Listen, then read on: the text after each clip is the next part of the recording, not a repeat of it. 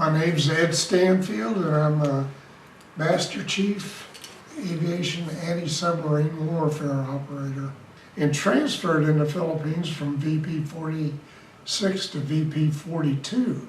So I was actually there for a year. And the Boy Scouts, which I mentioned, they had a group of adult scouts called Rover Scouts, and that's who I got in with. So I went camping with Filipino Scouts, and then we had the World Jamboree in Luzon and went to that, and made my own bed out of bamboo. They taught me how to do that, and but very humid. And when I got back to the barracks after 2 weeks, they made me throw all my clothes away and everything because they were so mildewed and smelled so bad. So I started from scratch.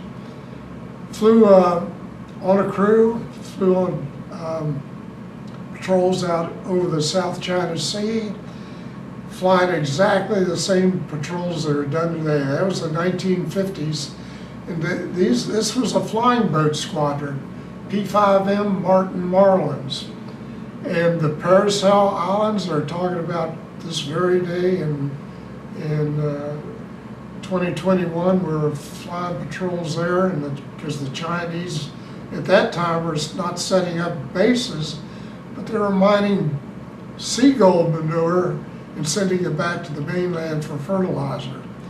So the Paracels, and there was the Spratly Islands were another group that we kept an eye on. But the seaplanes were low flying. They flew about 150 miles per hour and not air conditioned, not pressurized, and if they lost an engine, you never knew if they were going to stay up or not. So, but interesting patrols.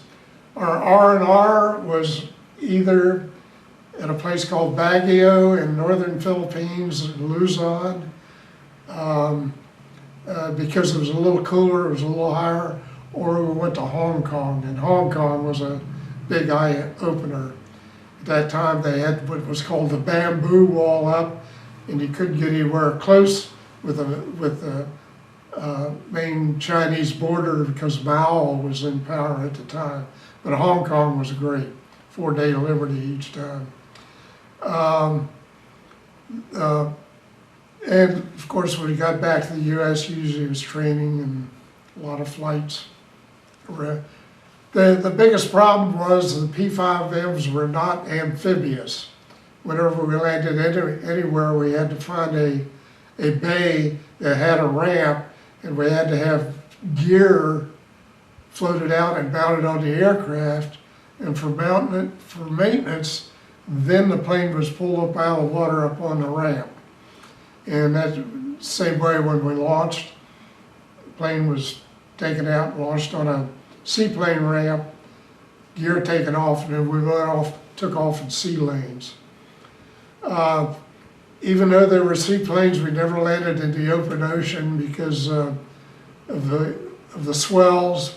It could very easily rip a pontoon off, so we always found bay areas to land in. But great time in the regular Navy.